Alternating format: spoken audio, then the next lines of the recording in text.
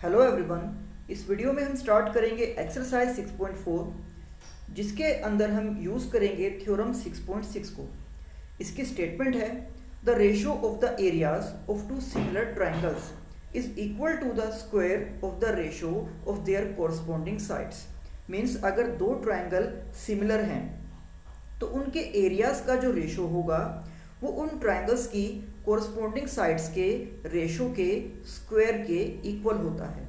मान लीजिए आपके पास दो ट्राइंगल्स हैं A B C and P Q R, और अगर आपको ये पता है कि triangle A B C is similar to triangle P Q R, तो इस थ्योरम के अकॉर्डिंग कहा गया है कि इन दोनों ट्राइंगल के एरिया का जो रेशो होगा, means area of A B C by area of P Q R, वो इक्वल होगा इन ट्राइंगल्स की कोरस्पॉन्डिंग साइड्स के रेशो के स्क्वायर के इक्वल। मीन्स आप उन ट्राइंगल्स के एरिया के रेशो को कह सकते हो A B by P Q का स्क्वायर, या फिर B C by Q R का स्क्वायर, या फिर A C by P R का स्क्वायर। और इसी थ्योरम का यूज हम करेंगे एक्सरसाइज 6.4 के सम्स को सोल्व करने में। तो चलिए स्टार्ट करते हैं एक्सरसाइज 6.4, जिसका फर्स्ट सम है let triangle A B C and triangle D E F are similar and their areas be respectively 64 square centimetre and 121 square centimetre. तो यहाँ पर कहा गया है कि दो ट्राइंगल्स हैं A B C and D E F, और दोनों ही एक दूसरे के सिमिलर हैं, और यहाँ पर इन दोनों ट्राइंगल्स के एरियाज भी दिए गए हैं। तो ट्राइंगल ए बी सी का एरिया है 64 square centimetre and D E F का जो एरिया है वो है 121 स्क्वायर सेंटीमीटर। इससे अलग यहाँ पर गिवन है कि ट्राइंगल डी ई एफ में जो इसकी साइड ई एफ होगी उसकी लेंथ है 15.4 सेंटीमीटर। तो इसका यूज करके हमें फाइंड आउट करना है ट्राइंगल ए बी सी की साइड बी सी को। तो देखिए, अगर आप यहाँ पर ट्राइंगल्स ड्रॉ करते हैं, triangle A B C and triangle D E F, तो यहाँ पर दोनों ही ट्राइंगल्स के एरिया हमें गिवन है। ए बी सी का area 64 square centimetre and D E F का जो एरिया है 121 स्क्वायर सेंटीमीटर। इससे अलग ट्राइंगल डी ई एफ में हमें ई एफ की लेंथ दी गई है जो है 15.4 सेंटीमीटर, और इसी के कॉरस्पॉन्डिंग साइड जो ट्राइंगल ए बी सी में है यानी कि बी सी, वो हमें फाइंड आउट करना है।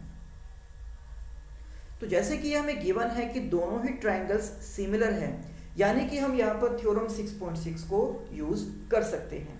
तो देखिए कि it is given that triangle ABC is similar to triangle DEF। That means इन दोनों ट्राइंगल्स के एरिया का जो रेशो है वो इनके कोरस्पॉन्डिंग साइड्स के रेशो के स्क्वायर के इक्वल होगा। तो यहाँ पर हम इन दोनों ट्राइंगल्स के एरिया के रेशो को या तो इक्वल लिख सकते हैं AB बाय DE के स्क्वायर के, या फिर BC बाय EF के स्क्वायर के, या फिर AC बाय DF के स्क्वायर के। जैसे कि आप स्टेटमेंट में देख सकते हो कि यहाँ पर EF की वैल्यू हमें गिवन है 15.4 एंड BC की वैल्यू हमें यहाँ पर फाइंड आउट करनी है। इसका मतलब ये है कि इन दोनों ट्राइंगल्स के एरिया का जो रेशो है उसको हम कंपेयर करेंगे, यानी कि उसको हम इक्वल रखेंगे BC बाय EF के स्क्वायर के। तो आप यहाँ पर लिख सकते हो कि given that EF equals to 15.4 centimetre, area of triangle ABC is 64 square centimetre, area of triangle DEF is 121 square centimetre. अब हम यहाँ पर इन दोनों के एरिया के रेशो को इक्वल में लिखेंगे BC बाय EF स्क्वायर के, इस तरीके से। तो जैसे कि आपको स्टेटमेंट में गिवन है कि ABC का एरिया 64, DEF का एरिया 121, BC की वैल्यू को हमें फाइंड आउट करना है, तो इसको एज इट इज हम यहाँ पर लिख देंगे, एंड EF की वैल्यू हमें गिवन है 15.4। अब जैसे कि आप देख सकते हो कि यहाँ पर जो इस इक्वेशन की राइट हैंड साइड है वहाँ पर न्यूमरेटर में भी और डिनोमिनेटर में भी स्क्वायर है, बट लेफ्ट हैंड साइड में स्क्वायर नहीं है। लेकिन हम यहाँ पर इसकी जो लेफ्ट हैंड साइड है उसको स्क्वायर की फॉर्म में लिख सकते हैं।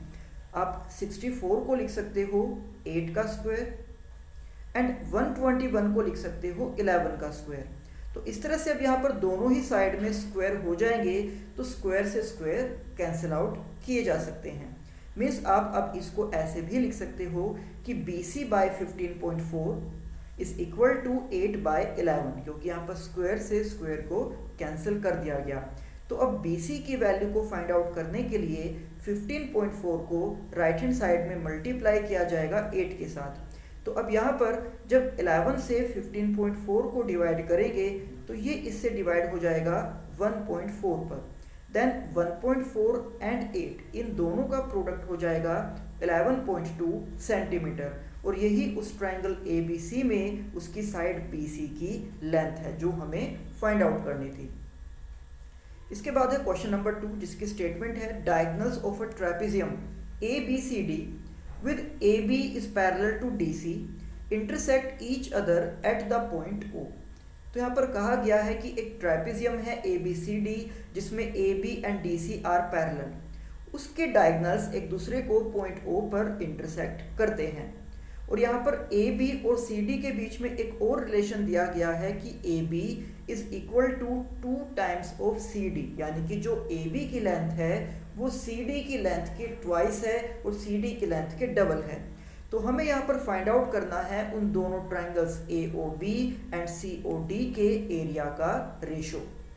तो आप यहाँ पर डायग्राम में देख सकते हो कि ABCD ये एक ट्रेपेजियम है जिसके डायगोनल्स एक दूसरे को इंटरसेक्ट कर रहे हैं पॉइंट O पर, और यहाँ पर AB की जो लेंथ है वो CD की लेंथ के डबल है, यानी कि उसके ट्वाइस है। तो सबसे पहले हमें यहाँ पर लिखना होगा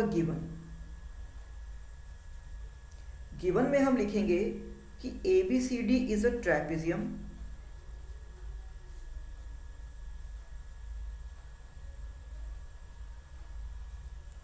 in which AB is parallel to DC as well as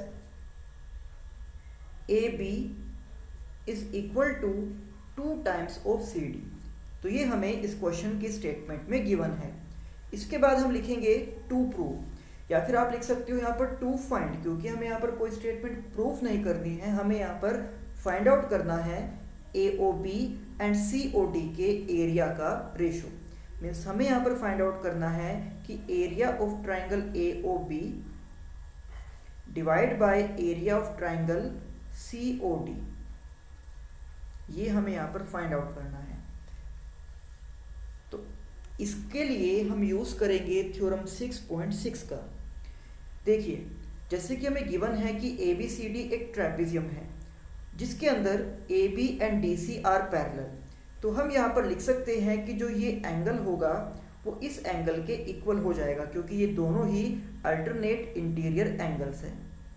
आपको पता है जब भी कोई दो पैरेलल लाइंस को एक ट्रांसवर्सल लाइन इंटरसेक्ट करती है तो इस तरह से जो एंगल्स बनते हैं उनको हम बोलते हैं अल्टरनेट इंटीरियर एंगल्स।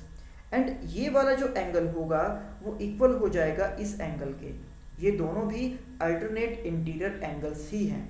एंड इसी तरह से जो ये वाला एंगल है वो इक्वल हो जाएगा इस एंगल के, क्योंकि ये दोनों हैं वर्टिकली अपोजिट एंगल्स। तो हम यहाँ पर लिख सकते हैं कि in triangle AOB and triangle COD, angle AOB is equal to COD, क्योंकि ये दोनों वर्टिकली अपोजिट एंगल्स हैं। Angle OAB equals to OCD, क्योंकि ये अल्टरनेट इंटीरियर एंगल्स हैं। And triangle OBA equals to angle ODC, angle OBA is equal to angle ODC, और ये दोनों भी अल्टरनेट इंटीरियर एंगल्स ही हैं। तो angle angle angle similarity criteria से हम इन दोनों ट्राइंगल्स को सिमिलर कह सकते हैं, यानी कि triangle AOB is similar to triangle COD, और हमें इन्हीं दोनों के एरिया का रेशो फाइंड आउट करना है। तो थ्योरम 6.6 में आपने देखा है कि जब भी दो ट्राइंगल्स सिमिलर होते हैं तो उनके एरिया का जो रेशो है वो उनके कोरस्पोंडिंग साइड्स के रेशो के स्क्वायर के इक्वल होता है। मीन्स आप यहाँ पर लिख सकते हो कि area of triangle AOB by area of triangle COD is equal to AB by CD का स्क्वायर। वैसे आप इन दोनों के एरिया के रेशो को इनकी किसी भी कोरस्पॉन्डिंग साइड्स के रेशो के स्क्वायर के इक्वल लिख सकते थे, बट हमने यहाँ पर ए बी और सी डी का यूज़ इसलिए किया है क्योंकि स्टेटमेंट में हमें ए बी और सी डी के बीच की एक रिलेशन दी गई है, because A B is equal to 2 times of C D. तो इसलिए यहाँ पर हमने लिखा है कि area of triangle A O B by area of triangle C O D is equal to A B by C D का square. तो जैसे कि हमें पता है A B is equal to 2 times of C D, तो हम यहाँ पर इस ए बी को रिप्लेस कर देंगे 2 सी डी से। तो यहाँ पर सी डी से सी डी कैंसिल आउट हो जाएगा और हमारे पास ब्रैकेट के अंदर बचेगा 2/1। तो जब हम इसका स्क्वायर ओपन करेंगे तो 2 का स्क्वायर हो जाएगा 4 एंड 1 का स्क्वायर 1। तो इस तरह से इन दोनों ट्रायंगल्स के एरिया का जो रेशो है वो इक्वल है 4:1 के, और यही इस सम के अंदर हमें फाइंड करना था। इसके बाद है सम नंबर 3, जिसकी स्टेटमेंट है in the following figure A B C and D B C are 2 triangles on the same base B C. तो यहाँ पर हमें गिवन है कि एक ही बेस BC के ऊपर 2 ट्रायंगल्स बनाए गए हैं, जिनमें से एक का नाम है ट्रायंगल ABC और दूसरे का नाम है ट्रायंगल DBC। और हमें यहाँ पर गिवन है कि if AD intersect BC at point O, then show that area of triangle ABC by area of triangle DBC is equal to AO by DO। Means हमें यहाँ पर प्रूव करना है कि इन दोनों ट्रायंगल्स का, एक ये ट्रायंगल और एक ये ट्रायंगल, कि इन दोनों ट्रायंगल्स के एरिया का जो रेशो होगा वो इक्वल होगा AO by DO के। तो सबसे पहले हम यहाँ पर लिखेंगे गिवन। तो गिवन में हम लिखेंगे कि ABC and DBC are 2 triangles on the same base BC। उसके बाद हम लिखेंगे टू प्रूव, और टू प्रूव में लिखेंगे हम इस स्टेटमेंट को कि area of triangle ABC by area of triangle DBC is equal to AO by DO। Then इसके बाद हम यहाँ पर कुछ कंस्ट्रक्शन करेंगे, यानी कि इस डायग्राम में अपनी तरफ से हमें कुछ लाइन सेगमेंट्स ड्रॉ करने होंगे। तो कंस्ट्रक्शन में हम लिखेंगे कि let us draw 2 perpendiculars AP and DM on line BC, कि इन दोनों ट्रायंगल्स का जो कॉमन बेस BC है उस BC के ऊपर हम पॉइंट A से एंड पॉइंट D से 2 परपेंडिकुलर्स यानी कि 2 एल्टीट्यूड्स ड्रॉ करेंगे, जिनके नाम है AP and DM। So now as we know the area of triangle is equal to 1/2 multiply base into height। तो यहाँ पर हम यूज़ कर सकते हैं कि ट्रायंगल ABC का एरिया एंड ट्रायंगल DBC का एरिया। तो सबसे पहले ट्रायंगल ABC के लिए इसका जो बेस है वो हो जाएगा BC, और इसकी जो परपेंडिकुलर हाइट है वो हो जाएगी AP। तो हम लिख सकते हैं कि area of triangle ABC is equal to 1/2 into BC into AP। और इसी तरह से दूसरे ट्रायंगल यानी कि DBC के लिए इसका भी बेस BC ही होगा, और इसकी जो परपेंडिकुलर हाइट है वो हो जाएगी DM। मीन्स यहाँ पर इसका एरिया हम लिख सकते हैं 1/2 इंटू BC इंटू DM। तो अब यहाँ पर 1/2 से 1/2 एंड BC से BC डिवाइड हो जाएगा, और ये सिर्फ बचेगा AP बाय DM, यानी कि area of triangle ABC by area of triangle DBC is equal to AP by DM। अब यहाँ पर हम यूज़ करेंगे ट्रायंगल AOP यानी कि इस ट्रायंगल का, एंड ट्रायंगल DOM इस ट्रायंगल का। अब हम यहाँ पर इन दोनों ही ट्रायंगल्स को एक दूसरे के सिमिलर प्रूव करेंगे। तो जैसे कि आप यहाँ पर देख सकते हो कि इन दोनों ही ट्रायंगल्स में ये दोनों एंगल्स एक दूसरे के इक्वल हैं, क्योंकि ये दोनों वर्टिकली अपोजिट एंगल्स हैं। और इसी तरह से इन दोनों ट्रायंगल्स में angle P and angle M भी एक दूसरे के इक्वल ही हो जाएंगे, क्योंकि ये दोनों ही 90 डिग्री के एंगल हैं। तो इस तरह से ये वाला ट्रायंगल एंड ये वाला ट्रायंगल, ये दोनों एक दूसरे के सिमिलर हो जाएंगे। तो हम यहाँ पर लिखेंगे कि in triangle APO and triangle DMO, angle APO equals to DMO, क्योंकि वो दोनों 90 डिग्री के एंगल हैं, and angle AOP, angle DOM, ये दोनों भी इक्वल है क्योंकि ये दोनों वर्टिकली अपोजिट एंगल्स हैं। जैसे कि अभी डायग्राम में मैंने आपको दिखाया भी था कि ये एंगल और ये एंगल दोनों 90 डिग्री के एंगल हैं, इसलिए एक दूसरे के इक्वल हैं, और ये दोनों वर्टिकली अपोजिट एंगल्स हैं, इसलिए एक दूसरे के इक्वल हैं। तो अगर किसी दो ट्रायंगल्स के दो कोरस्पोंडिंग एंगल्स एक दूसरे के इक्वल होते हैं तो एंगल सिमिलैरिटी क्राइटेरिया से हम उन दोनों ट्रायंगल्स को सिमिलर कह सकते हैं। और अगर ये दोनों ट्रायंगल्स सिमिलर हैं तो इनकी कोरस्पोंडिंग साइड्स प्रोपोर्शनल होगी। तो हम यहाँ पर लिखेंगे AP by DM is equal to AO by DO।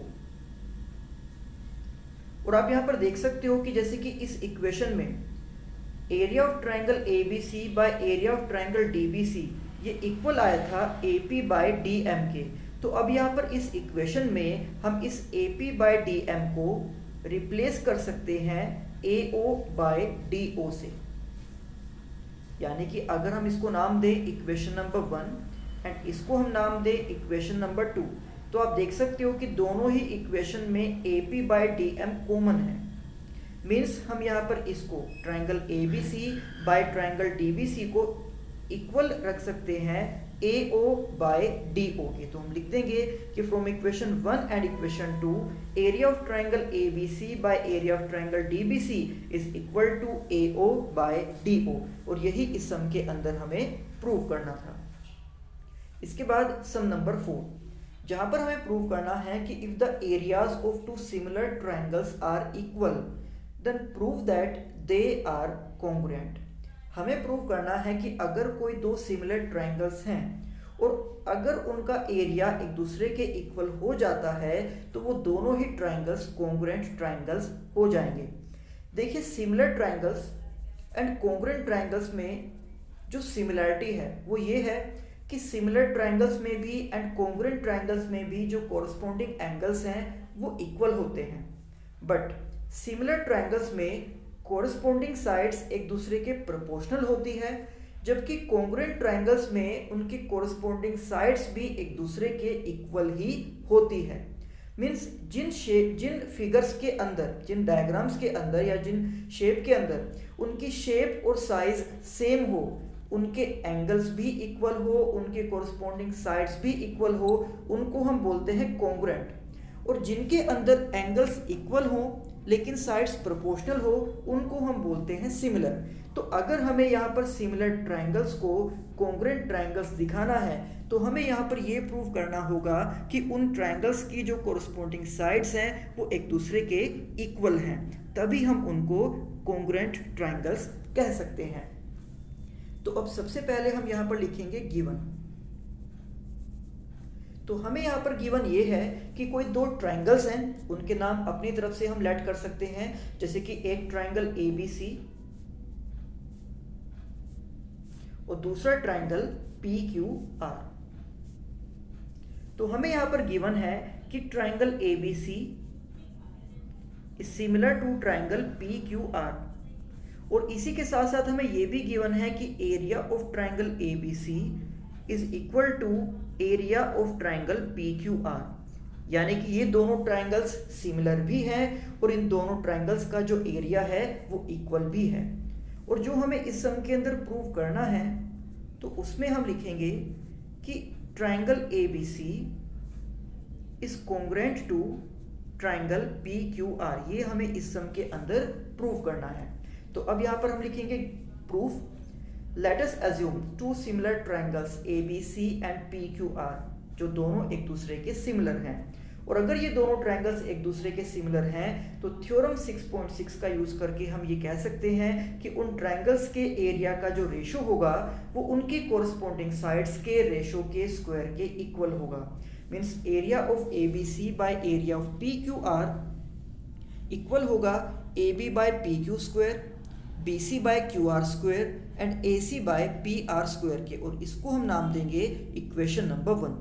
But जैसे कि हम जानते हैं कि उन दोनों ट्रायंगल्स का जो एरिया है वो एक दूसरे के इक्वल है, यानी कि अगर आप ABC के एरिया को PQR के एरिया से डिवाइड करते भी हो तो क्योंकि दोनों का एरिया एक दूसरे के इक्वल है तो उनको डिवाइड करके आ जाएगा 1। मान लीजिए ABC का एरिया है 5 स्क्वायर सेंटीमीटर, तो PQR का एरिया भी 5 स्क्वायर सेंटीमीटर ही होगा। और इस तरह से जब हम उनको डिवाइड करेंगे तो डिवाइड होकर वहाँ पर बचेगा सिर्फ 1।